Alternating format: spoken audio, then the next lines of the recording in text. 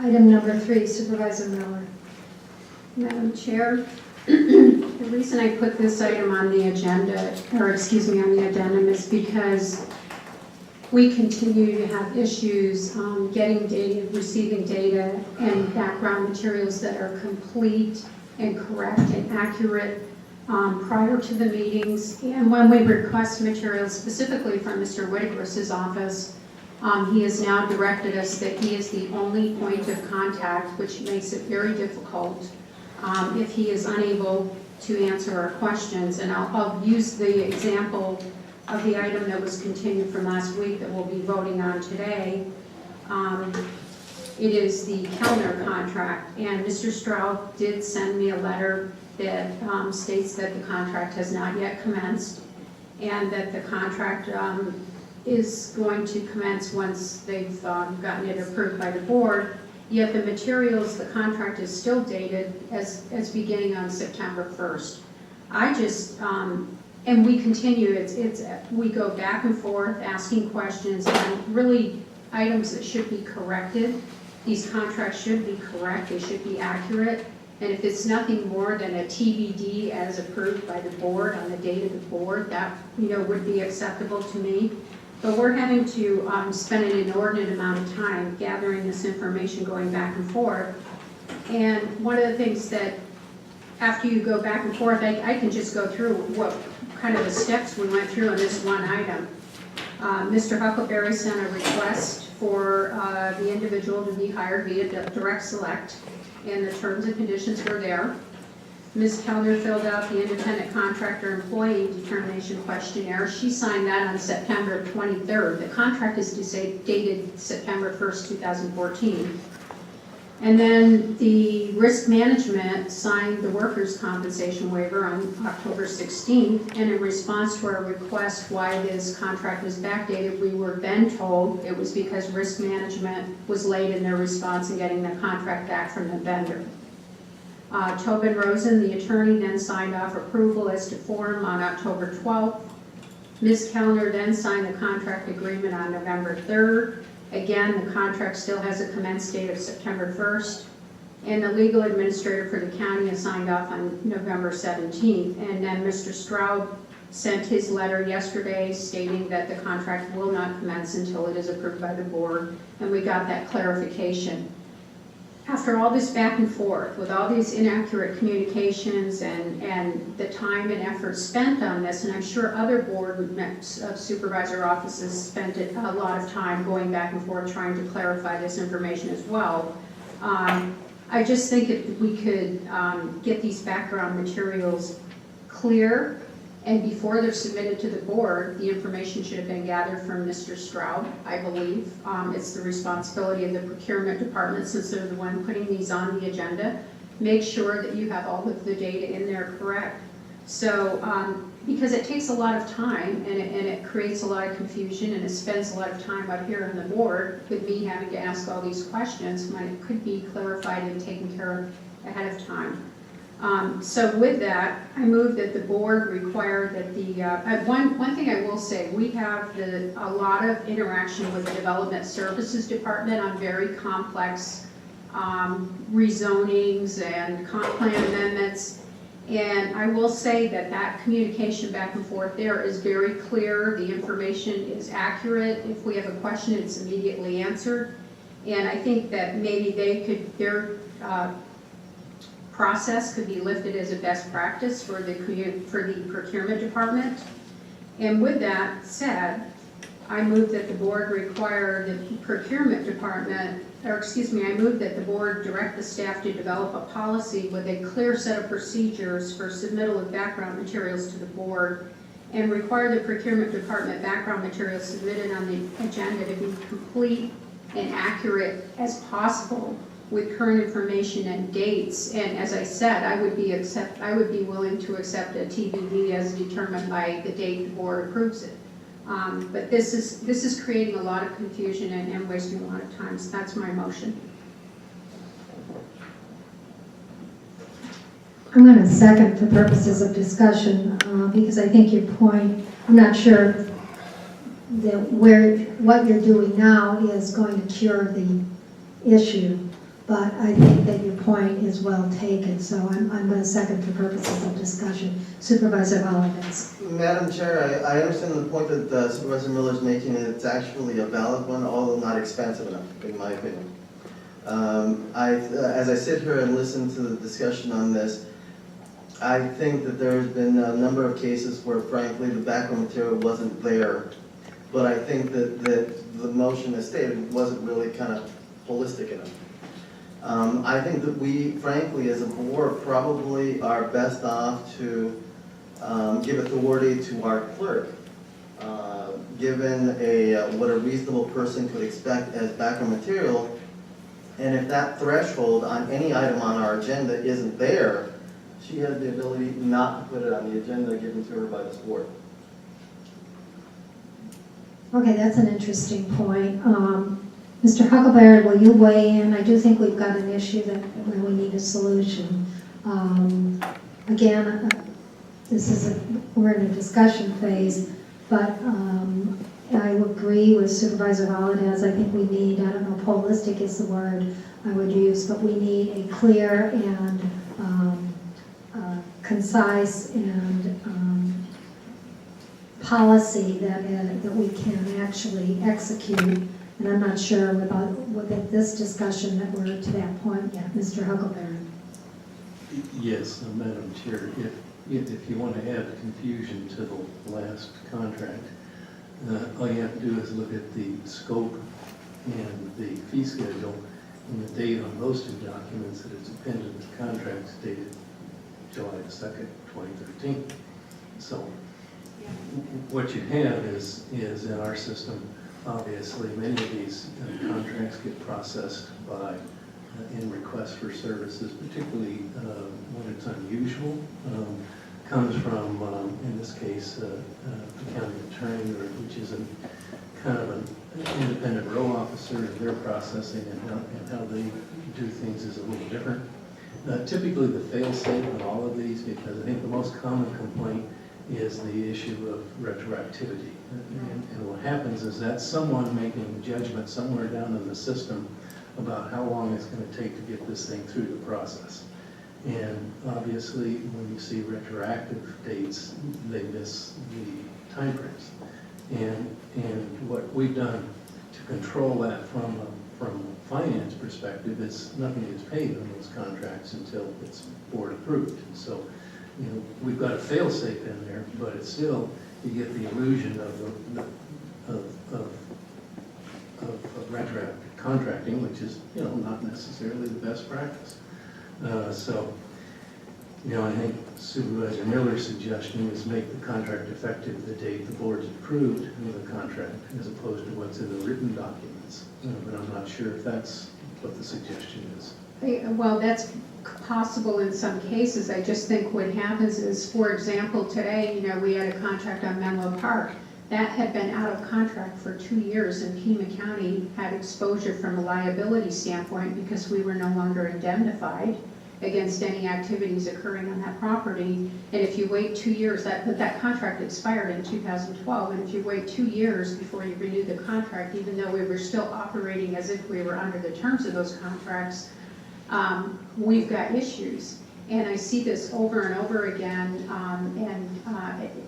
if you put in these dates, I'm not going to be a stickler on the fact that we need dates in there, but maybe commencement date of the contract and have so many days from commencement or something. But I just see this as a real problem for being able to be really clear on what we're voting on and when the items are coming forward. For example, had it not been for Mr. Straub's memo that we received yesterday, I would not have known that this woman has not even commenced work. It appeared she had commenced work in September 2014. So once I received his memo, I was, okay, this hasn't even started, so I feel better about it.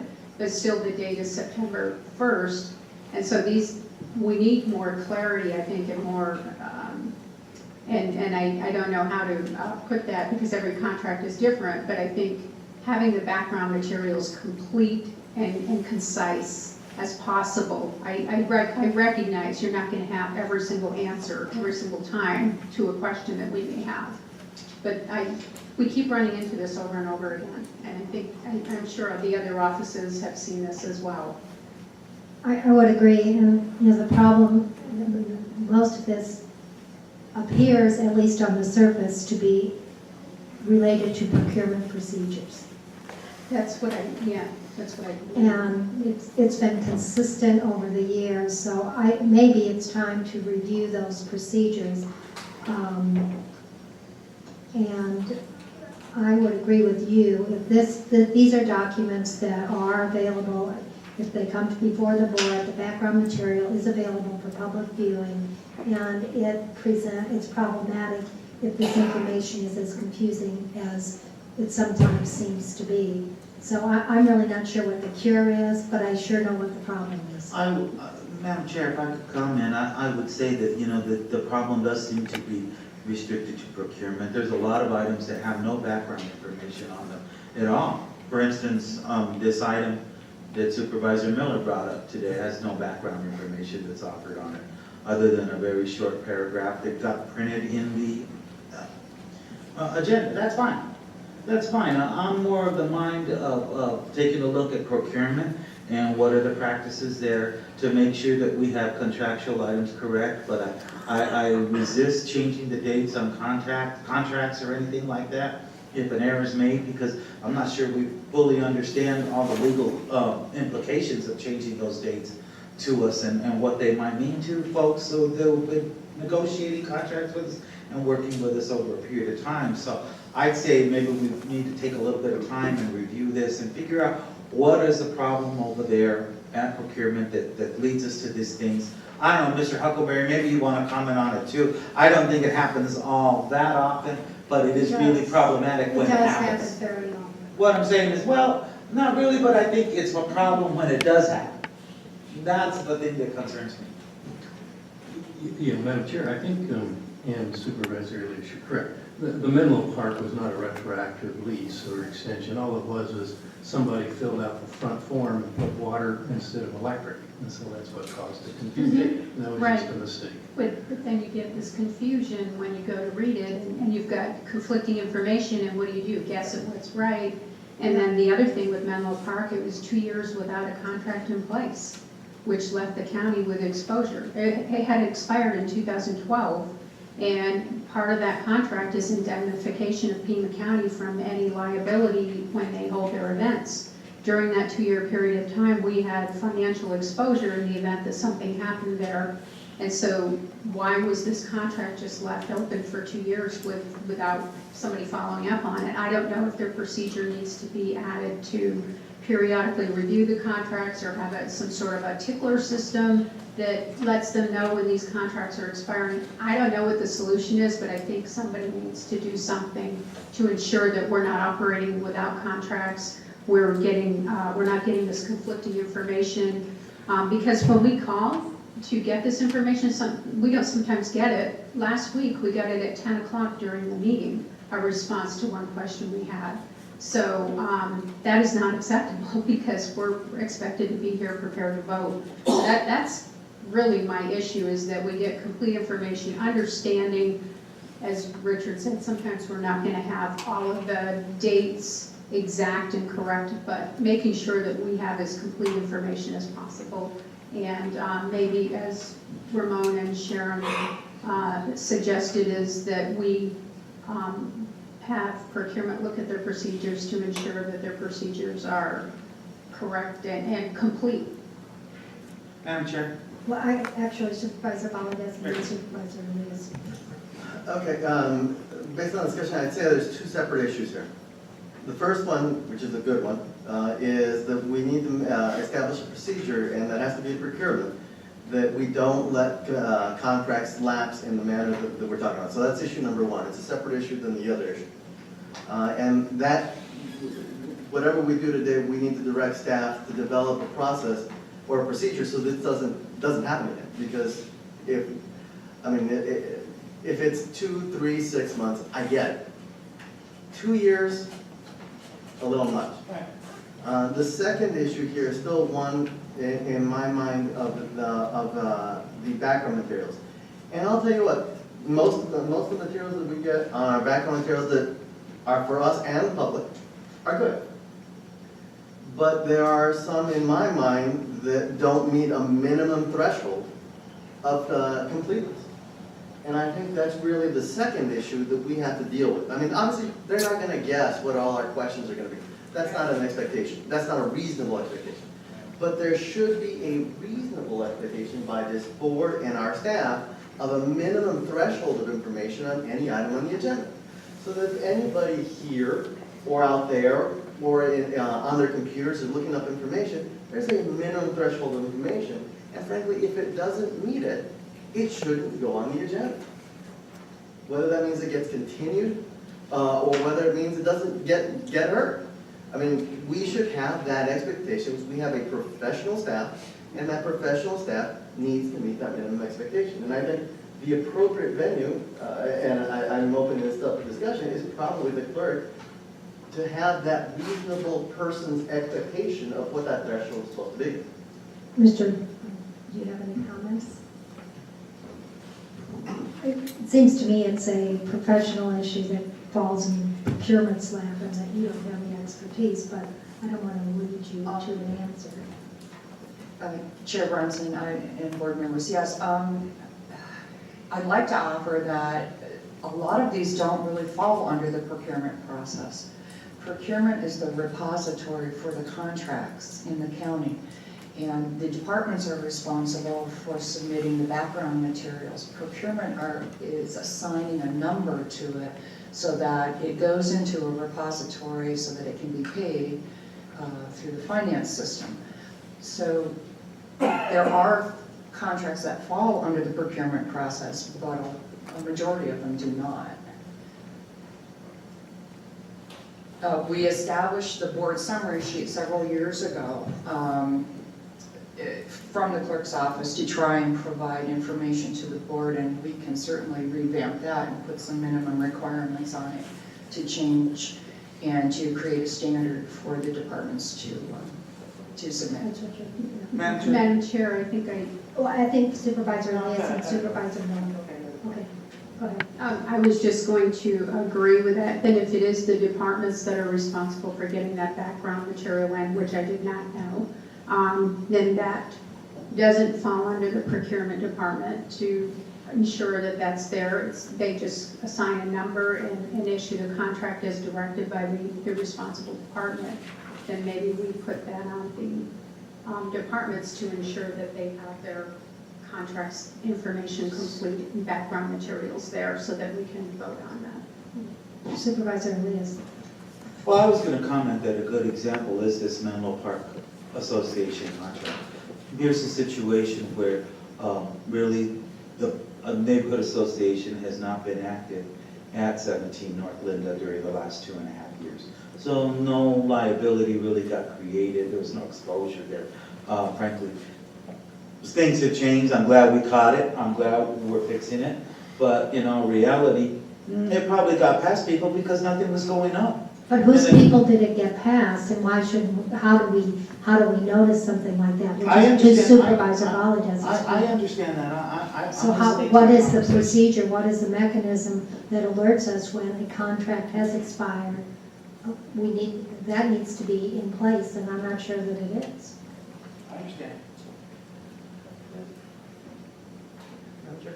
Supervisor Valadez. You know, I've listened to the discussion. I think if the maker of the motion would be willing to accept a friendly amendment, maybe what we need to do is, again, because of the two issues, let's go ahead and direct our clerk to revamp the process and the form for submittal with the authority that if they don't meet a minimum threshold, it doesn't go on the agenda.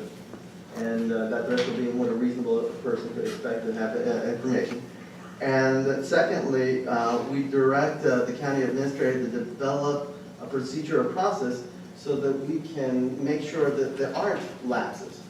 So we can ensure that that doesn't happen. I would accept that as an amendment. Second. Yeah, that's fine. Any further comments? Mr. Huckleberry? Yes, Madam Chair and members of the board, I think what you see here is the agenda summary items are It's named that for a reason, and so what happens is they contain the bare minimum information. And so you've got, basically, and most of these, if you notice when I place things on the agenda, I send you a memorandum with the explanation of what it is, what's needed, the actions recommended. And so what's happened is we've gotten into this, and if you think about it, most of these issues come up on the consent calendar, where we've lumped things and assumed that they're summaries. But every once in a while, an exception comes to the forefront, just like the Mineral Parkway. And so I think probably what we need to do is have a much more descriptive piece of work with regard to summary. It doesn't mean the consent calendar shouldn't stay the consent calendar, but what we need is when something gets on the consent calendar, we need more extensive information in order to justify and determine that it is an item that should be placed on that as opposed to discussion. So I can work with the clerk to try and basically get that material expanded, and we'll just provide, obviously, provide the information that's needed. There will always be the exception, and there will always be something that falls through the crack. Okay. All right. Any other discussion? And then let's vote on, are there any objections to the motion? One, Supervisor Elias objects. Any further objections? Motion carries 4-1.